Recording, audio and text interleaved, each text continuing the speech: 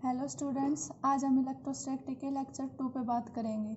Lecture first में हमने Coulomb's law, electric charge, उसकी प्रॉपर्टीज़ के बारे में बात करी थी। आज हम बात करेंगे रिलेटिव परमिटिविटी और Coulomb's law in vector form और पोजीशन वेक्टर। हम स्टार्ट करते हैं सबसे पहले रिलेटिव परमिटिविटी या फिर डाइलेक्ट्रिक कांस्टेंट। ये क्या होता है, इसको कैसे निकालते हैं वो देखते हैं। हमें पता है we know that the force between two charge Q1 and Q2 located at a distance R in medium में भी एक्सप्रेस। हमने कूलम्ब्स लॉ में उसका फोर्स का फॉर्मूला पढ़ा था, F = 1/4 पाई एप्सिलॉन नॉट था। वहाँ पे epsilon naught Q1 Q2 divide by R²। वो एप्सिलॉन नॉट किस लिए ले रहे थे हम, वो परमिटिविटी किसकी थी, हमारी फ्री स्पेस की थी, इसलिए हम किस लिए ले रहे थे, वहाँ पे एप्सिलॉन नॉट ले रहे थे। यहाँ पे क्या निकाल रहे हैं हम, फोर्स मीडियम का। तो मीडियम का हमने एब्सोल्यूट परमिटिविटी एप्सिलॉन से डिनोट किया, तो हमारा हो जाएगा एफ मीडियम। जो फोर्स हमारे मीडियम में होगा वो क्या होगा, 1/4 pi epsilon Q1 Q2 divide by R²। यार एप्सिलॉन क्या है हमारा, एब्सोल्यूट परमिटिविटी ऑफ मीडियम है। Now the force between two charges Q1 and Q2 located at a distance R in vacuum. Vacuum का हमने कूलम्ब्स लॉ में discuss किया था, क्या था हमारा V वैक्यूम क्या आ रहा है हमारा 1/4 pi epsilon naught Q1 Q2 divide by R²। हमने इस इक्वेशन को फर्स्ट मान लिया, इक्वेशन हमारी होगी सेकंड। अब क्या करेंगे हम, इक्वेशन सेकंड को फर्स्ट से डिवाइड कर देंगे, मतलब कि F vacuum divide by F medium. जो हमारा फोर्स है वो वैक्यूम में आ रहा है और जो मीडियम में फोर्स है उन दोनों को डिवाइड करेंगे। डिवाइड कर दिया तो हमारे पास क्या रिजल्ट आएगा, F vacuum divide by F medium is equal to epsilon by epsilon. ये सारी कांस्टेंट टर्म्स हैं, सारी सेम टर्म कैंसिल हो जाएगी। 4 पाई से 4 पाई कैंसिल, Q1 Q2 से Q1 R² से R² कैंसिल। क्या बचेगा हमारे पास, ये सो स्टूडेंट्स यहाँ पे एप्सिलॉन आएगा, ठीक है। तो यहाँ पे क्या होगा हमारा epsilon divide by epsilon not. इसको क्या बोलते हैं हम, एप्सिलॉन बाई एप्सिलॉन नॉट को हम डिनोट करेंगे एप्सिलॉन R से। एप्सिलॉन R क्या है यहाँ पर, हमारा एप्सिलॉन R है relative permittivity of the medium with respect to vacuum. इसको क्या बोलते हैं हम, रिलेटिव परमिटिविटी है हमारी। एप्सिलॉन R क्या हमारा रिलेटिव परमिटिविटी, और किसकी है ये, मीडियम की आ रही है विद रिस्पेक्ट टू वैक्यूम। ये मीडियम में होती है हमारी रिलेटिव परमिटिविटी, ये किस में होती है हमारी, वैक्यूम में होती है। तो रिलेटिव परमिटिविटी क्या होगी हमारी, मीडियम की विद रिस्पेक्ट टू वैक्यूम। इसको किससे डिनोट करते हैं हम, एप्सिलॉन R से। और इसको हम K से भी डिनोट करते हैं, रिलेटिव परमिटिविटी को हम K से भी डिनोट करते हैं। इसको K को बोलते हैं हम dielectric constant of the medium. हमें dielectric constant of the medium निकालना हो या फिर relative permittivity of the medium निकालने, हम क्या करेंगे, दो फोर्स है हमारे पास वैक्यूम में और मीडियम में, दोनों का क्या लेंगे हम, रेशियो लेंगे। तो वहां से हम क्या निकल जाएगी हमारी रिलेटिव परमिटिविटी या फिर डाइलेक्ट्रिक कांस्टेंट। तो हम इसको और क्या लिख सकते हैं, ER और K दोनों इक्वल है, दोनों इसको क्या बोलते हैं हम, एप्सिलॉन R भी बोल रहे हैं या फिर K भी बोल रहे हैं। तो ER और K इज इक्वल टू क्या हो जाएगा, epsilon by epsilon naught is equal to F vacuum divide by F medium, मतलब फोर्स इन वैक्यूम और divide by force in medium. तो हमारी रिलेटिव परमिटिविटी की डेफिनेशन क्या हो जाएगी यहाँ से, दस रिलेटिव परमिटिविटी और डाइलेक्ट्रिक कांस्टेंट दोनों चीजें हमारी, रिलेटिव परमिटिविटी भी और डाइलेक्ट्रिक कांस्टेंट भी है, of a medium may be defined as the ratio of the force between two charges placed at a distance apart in air to the force between the same two charges placed at same distance apart in that medium। क्या था, vacuum में और medium की जो force है उनका ratio हमारा वो क्या हमारा है, रिलेटिव परमिटिविटी या फिर डाइलेक्ट्रिक कांस्टेंट। अब हम बात करते हैं हमारे Coulomb's law in vector form की। हमने कूलम्ब्स लॉ कूलम्ब्स लॉ पीछे पढ़ा, उसमें क्या बताया, हमने ओनली मैग्नीट्यूड निकाला है। अब हम कहाँ जाएंगे, वेक्टर फॉर्म में जाएंगे कि हम कूलम्ब्स लॉ को वेक्टर फॉर्म में कैसे लिख सकते हैं। तो सबसे पहले वेक्टर फॉर्म में करेंगे तो क्या, सबसे पहले हमने दो चार्ज कंसिडर कर लिए, Q1 Q2। पॉइंट किस पे, A पॉइंट पे और B पॉइंट पे। दोनों के बीच की डिस्टेंस क्या है, R है हमारी, ठीक है। तो हमारा F1, अब इन पे फोर्स लग रहा है, हमने उसमें देखा था, हम उसमें कौन से किस पे लगा रहे उसकी कोई बात नहीं की थी, क्योंकि दोनों फोर्स क्या थे हमारे, इक्वल थे। अब यहाँ पे क्या देखिए, हम वेक्टर की बात करेंगे तो क्या है, इधर जो फोर्स लग रहा है वो क्या है, Q1 चार्ज है, तो क्या हो जाएगा F12। F12 का क्या मतलब है, force on charge Q1 due to charge Q2। जो Q1 चार्ज के ऊपर फोर्स लग रहा है Q2 चार्ज की वजह से। और हमारा F21 क्या है, force on charge Q2 due to charge Q1। Q2 charge पे फोर्स लग रहा है Q1 की वजह से, तो इसकी डायरेक्शन ये होगी। क्या 1 पे लग रहा है, इस तरफ लग रहा है Q2, हमने दो सेम चार्ज लिए, अब consider that two like charge, दो लाइक चार्ज लेके चल रहे हैं तो क्या होगा, रिपल्शन फोर्स लगेगा, रिपल्शन फोर्स क्या होगा, इन दोनों की अपोजिट डायरेक्शन होगी, एक इधर होगा तो एक इधर होगा, तो F12 की डायरेक्शन ये हो गई, F2 की डायरेक्शन ये हो गई, तो हमारे क्या होगा, let F12 be the force on the charge Q1 due to charge Q2 and F21 be the force on charge Q2 due to charge Q1। Now according to Coulomb's law, Coulomb's law पढ़ा था, वो क्या पढ़ा था हमने, in magnitude की बात की थी ना, तो क्या आएगा ये मैग्नीट्यूड फॉर्म। इन मैग्नीट्यूड में क्या था हमारा F12 का मैग्नीट्यूड देखते हैं तो क्या आएगा हमारा 1/4πε0 Q1 Q2 divide by R square. Magnitude की बात करें तो यही आएगा, कोई डायरेक्शन की बात नहीं हो रही यहाँ पे। फिर F21 क्या आएगा हमारा is equal to 1/4πε0 Q1 Q2 divide by R square. यहाँ से क्या है, इक्वेशन फर्स्ट मान ली हमने, ये इक्वेशन सेकंड मान ली, तो क्या है हमारा मैग्नीट्यूड क्या आ रहा है, दोनों का सेम आ रहा है ना, देखो left and right hand side देखो 1/4πε0 Q1 Q2 divide by R square, इधर भी क्या है 1/4πε0 Q1 Q2 divide by R square. तो यहाँ से क्या आ रहा है हमारा F12 का magnitude is equal to F21 का मैग्नीट्यूड, दोनों हमारा सेम आ रहा है, मैग्नीट्यूड क्या हमारा सेम आ रहा है। हमने क्या निकालना है, हमें वेक्टर फॉर्म में निकालना है, तो वेक्टर फॉर्म में निकालने के लिए क्या करेंगे हम, ये सबसे देखो इसमें क्या है, डिस्टेंस क्या थी इन दोनों की r थी, तो क्या देखेंगे पहले इनका डायरेक्शन क्या होगी, जो डिस्टेंस की है यूनिट वेक्टर होगा वो हमारा क्या होगा, हमारा R12 क्या होगा, डिस्टेंस ऑफ जो Q1 की है वो किसकी तरफ है, Q2 की तरफ है, और R21 क्या है हमारी Q2 की है, Q1 की तरफ है। ठीक है, ये क्या दिखाता है अभी, ये यूनिट वेक्टर है Q1 का Q2 की तरफ, और ये क्या है Q2 Q1 की तरफ, के मतलब कि हमारा फोर्स क्या है F12 है वो किस तरफ लग रहे हैं, Q2 से Q1 की तरफ आ रहा है, इसकी डायरेक्शन ये बता रहे हैं, F12 की डायरेक्शन क्या बता रहा है हमारा R21 बता रहे हैं, और F21 की डायरेक्शन क्या बता रहा है, F21 इस तरफ लग रहे हैं, किधर से किधर लग रहा है 1 से 2 की तरफ लग रहा है, 1 2 पे ही तो लगा रहा है, Q1 चार्ज Q2 पे फोर्स लगा रहा है, तो उसको क्या बोलते हैं F21 बोलते हैं।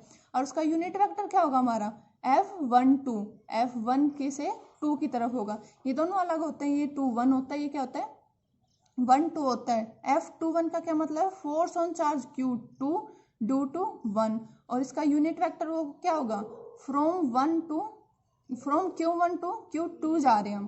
ठीक है, तो हम फोर्स को क्या लिखेंगे, अब हम हमारा F12 क्या होगा, F12 क्या होगा 1/4πε0 Q1 Q2 divide by R square था। अब हम इधर डायरेक्शन की बात करें तो ये इधर भी क्या आएगा, डायरेक्शन आएगी, तो F12 की डायरेक्शन क्या हमारी F21 यूनिट वेक्टर है, यूनिट वेक्टर से बता रहे हैं, तो सिमिलरली क्या होगा हमारा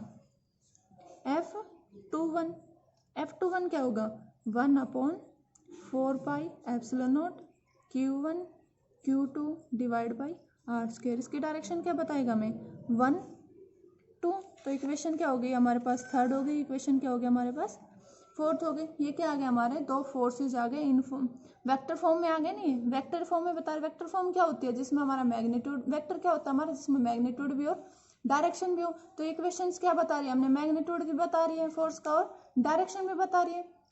ये डायरेक्शन बता रही है किधर से किधर लग रहा है, 2 से 1 की तरफ लगा रही है, 1 से 2 की तरफ लगे, दोनों में डायरेक्शन बता रहे, तो क्या हो गई हमारी Coulomb's law in vector form हो गए। अब इसके रिजल्ट क्या आ रहे इधर से, हम रिजल्ट देखें तो क्या आ रहे हैं, हमें पता है जब हमारा R12 यूनिट वेक्टर वो इज इक्वल टू -R21 है, ये लिख सकते हैं हम, क्यों, क्योंकि हमने डायग्राम में देखा था क्या था F यूनिट वेक्टर, पहली बात तो यूनिट वेक्टर क्या होता है जिसका मैग्नीट्यूड 1 होता है, तो दोनों का मैग्नीट्यूड क्या हो गया हमारा 1 1 मैग्नीट्यूड हो गया। अब डायरेक्शन की बात करेंगे, क्या थे दोनों अपोजिट डायरेक्शन में थे, तो हम इसको ये लिख सकते हैं R12 unit vector is equal to -R21 unit vector, ये लिखेंगे। इसको थर्ड और फोर्थ में यूज करेंगे तो क्या आएगा हमारा F12 is equal to 1/4πε0 Q1 Q2 divide by R square. इसको क्या लिख देंगे हमने क्या 2 1 था, 2 1 को ऐसे लिख दिया। अब F21 क्या हो जाएगा यहाँ से 1/4πε0 Q1 Q2 divide by R square था। अब हमारे ऊपर क्या था R12 है, R12 को क्या लिख सकते हैं माइनस R21 लिख सकते हैं। तो लिखो यहाँ पे क्या आएगा हमारा -R21। तो और F21 क्या आ गया हमारा यहाँ से 1/4πε0 Q1 Q2 divide by R square, minus sign आगे क्या आ गया R21। ये हो गया हमारी फिफ्थ इक्वेशन, ये हो गया हमारी sixth equation. From equation fifth and sixth we get क्या रिजल्ट आ रहा है हम इन दोनों से, हमें यहाँ से आ रहा है F12 is equal to minus of F21। ये रिजल्ट आ रहा है हमारा। क्या कह रहा है कि दो फोर्स लग रहे हैं हमारे दो चार्ज पे एक दूसरे की वजह से, Q1 पे Q2 की वजह से, Q2 पे Q1 की वजह से, क्या है दोनों का मैग्नीट्यूड तो सेम है, बस माइनस साइन क्या इंडिकेट कर रहे हैं उनकी डायरेक्शन अपोजिट है। माइनस साइन क्या इंडिकेट करता है हमारा डायरेक्शन अपोजिट है। दो फोर्स क्या है उनका मैग्नीट्यूड सेम और डायरेक्शन उनकी अपोजिट है। तो हमारा Coulomb's law in vector form हमारा ये आया था। Coulomb's law in vector form हो गई, हमारे मैग्नीट्यूड की बता रहा हूँ, डायरेक्शन भी बता रहा हूँ, और इससे हमारा रिजल्ट क्या आया है जो दो फोर्स लग रहे हैं चार्जेस पे वो क्या है मैग्नीट्यूड उनका सेम है और डायरेक्शन क्या है उनकी अपोजिट है। अब हम बात करते हैं, हम अगला टॉपिक है Coulomb's law in position vector. अब हम जब भी पोजीशन वेक्टर की बात करते हैं तो हमें कोऑर्डिनेट सिस्टम में जाना होता है। तो जो पोजीशन कूलम्स फोर्स निकालना हमने दो चार्जेस के बीच में, तो उनका पोजीशन वेक्टर क्या होगा, हमने पोजीशन वेक्टर निकालना है। तो हम किसकी बात करेंगे यहाँ पे, हम कोऑर्डिनेट सिस्टम की बात करेंगे। तो हमने क्या मान लिया दो चार्ज मान लिए Q1 और Q2 eight point A1 A पे और B पे, बीच में डिस्टेंस क्या उनकी R है, और coordinate system X Y Z O क्या हो गया हमारा ओरिजिन हो गया। तो सबसे पहले हमारा पहला चार्ज क्या है Q1 किस पॉइंट पे है हमारा A पॉइंट पे है, तो उसका पोजीशन वेक्टर क्या होगा हमारा R1 होता है, मतलब ओरिजिन से उसकी जो डिस्टेंस है उसको पोजीशन वेक्टर उसका वो क्या हो गया हमारा R1 वेक्टर हो गया।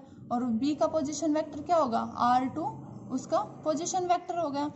और इसकी जो बीच की डिस्टेंस है वो क्या हमारी R है। अब हम निकालेंगे फोर्स ऑन चार्ज। देखो if the distance between the two charges is denoted by R से डिनोट करिए। R21 क्या है, R21 is the unit vector from charge Q2 to Q1। क्या है R21 क्या मान लिया हमने Q2 से Q1 की तरफ है, मतलब F1 इसको क्या लिख सकते हैं F12 और उसका यूनिट वेक्टर क्या होगा हमारा R21। तो हमारा फोर्स क्या होगा then force on the charge Q1 due to charge Q2 is given by क्या आएगा हमारा F12 1 पे निकाले चार्ज Q2 की वजह से क्या होगा हमारा 1/4πε0 Q1 Q2 divide by R square, उसको क्या लिखेंगे 2 1 का यूनिट वेक्टर। ये इक्वेशन है कि हमें वेक्टर फॉर्म में ये इक्वेशन पढ़ी है। और अब हम इसको क्या लिख सकते हैं F12 is equal to 1/4πε0 Q1 Q2 divide by इसको हम R³ इंटू में R21 ऐसे लिख सकते हैं। क्या कर दिया हमने R से डिवाइड कर दिया, R से मल्टीप्लाई कर दिया, ये आ गया। अब हमें पता है हमारा वेक्टर क्या होता है R वेक्टर, ये हमने वेक्टर की डेफिनेशन होती है क्या होता है R वेक्टर क्या होता है हमारा मैग्नीट्यूड इंटू में उसका यूनिट वेक्टर, यही हमारा वेक्टर होता है। वेक्टर की डेफिनेशन यही बोलती है ना, हमारा वेक्टर क्या होगा इसका मैग्नीट्यूड इंटू में उसका यूनिट वेक्टर, यही हमारा क्या होता है वेक्टर होता है। तो क्या हो गया हमारा R इंटू में R21 क्या हो गया हमारा ये वेक्टर हो गया, R का वेक्टर हो गया, ये हमारा R वेक्टर आ गया। अब हम R वेक्टर को कैसे लिख सकते हैं, देखो हम डायग्राम पर देखते हैं क्या होता है हमारा ट्रायंगल लॉ हमने पढ़ा 11th में, लॉ ऑफ ट्रायंगल एडिशन क्या होता है हमारा दो वेक्टर है वो जो सेम ऑर्डर में होते हैं उनका ऐड क्या होता है, जो अपोजिट ऑर्डर में होता है वो क्या होता है उनका रिजल्टेंट क्या होता है। देखो कैसे होता है, हम लिखेंगे from triangle law of addition, from triangle law of vector addition. क्या बोलते हैं हम, क्या लेंगे फ्रॉम ट्रायंगल, कौन सी हमारी AOB है। इस ट्रायंगल से क्या हो रहा है, जो हमारा OB वेक्टर है और जो BA वेक्टर दोनों सेम ऑर्डर में, देखो ये इसकी डायरेक्शन क्या इधर है, फिर इधर इसकी टेल, इसका एरो, तो ये दोनों क्या हो गए सेम ऑर्डर में हो गए। ये क्या हो गया, जो O है इन दोनों के अपोजिट ऑर्डर में क्या हो गया। तो इस ट्रायंगल से क्या आएगा हमारा OB प्लस का AB इज इक्वल टू क्या होगा हमारा OA। हमें क्या निकालना है, आर वेक्टर निकालना है। आर वेक्टर कौन सा होगा हमारा, ये आर डिस्टेंस यही है, तो ये मैग्नीट्यूड दे रखा है, इसका वेक्टर निकालेंगे तो मतलब हमें क्या निकालना है, AB वेक्टर निकालना है ना। इनके ऊपर वेक्टर का साइन आएगा, क्या ये वेक्टर्स है हमारे, तो क्या आएगा, हमें क्या निकालना है, AB निकालना। तो AB क्या होगा हमारा, AB vector is equal to OA vector minus का OB वेक्टर। हमारा AB वेक्टर क्या है, हमारा क्या लिखा था हमने, R21 यही था ना, R21 ये निकाले थे हम।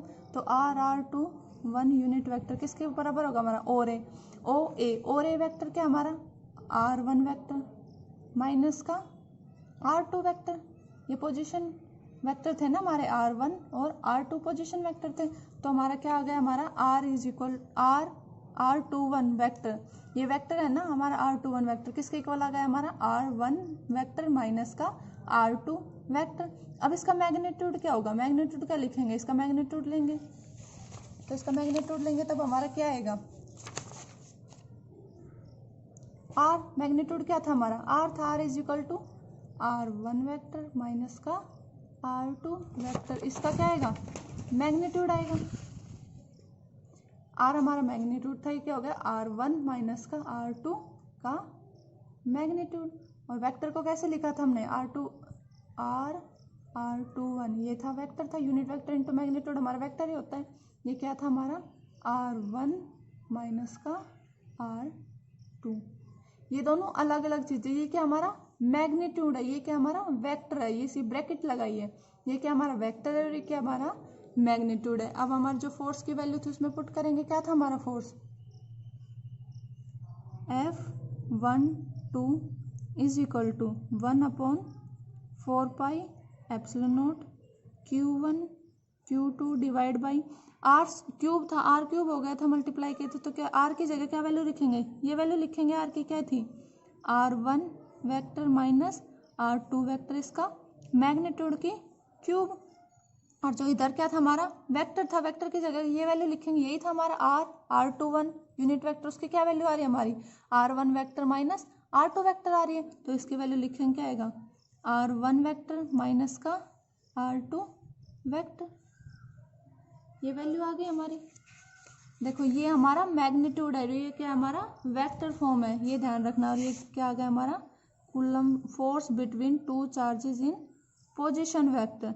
और ये याद रखना, जब हम पोजीशन वेक्टर की बात करते हैं तो हम किस में जाते हैं, कोऑर्डिनेट सिस्टम में जाते हैं। तो ये क्या हो गया हमारा। और सिमिलरली हम किसके निकाल सकते हैं, ये क्या निकाली हमने F12 निकाली है। सिमिलरली क्या आएगा हमारा, सिमिलरली F21 क्या आएगा हमारा 1/4 pi epsilon naught Q1 Q2 divide by क्या हो जाएगा R2 माइनस R1 हो जाएगा इसकी जगह से। और क्या ये मैग्नीट्यूड का क्यूब है, और यहाँ पे क्या है हमारा R1 का वेक्टर माइनस R2 वेक्टर। ये क्या हो गया हमारा force between two charges in form of position vector. ये सॉरी स्टूडेंट्स, ये भी यहाँ पे आएगा R2 माइनस R1 वेक्टर होगा। यहाँ पे हम क्या निकाल रहे हैं F21 निकाल रहे हैं ना, तो यहाँ क्या करें हमने R2 माइनस R1 कह रहे, तो भी क्या आएगा हमारा R2 माइनस R1 आएगा। तो ये था हमारा कूलम्स लॉ के बारे में, हमने पढ़ा मैग्नीट्यूड उसका वेक्टर फॉर्म में। अब ये क्या है हमारा पोजीशन वेक्टर के बारे में। अगले लेक्चर में हम पढ़ेंगे प्रिंसिपल ऑफ सुपरपोजिशन और कंटिन्यूस चार्ज डिस्ट्रीब्यूशन के बारे में। ठीक है, तो ये था हमारा आज का लेक्चर। Thank you students.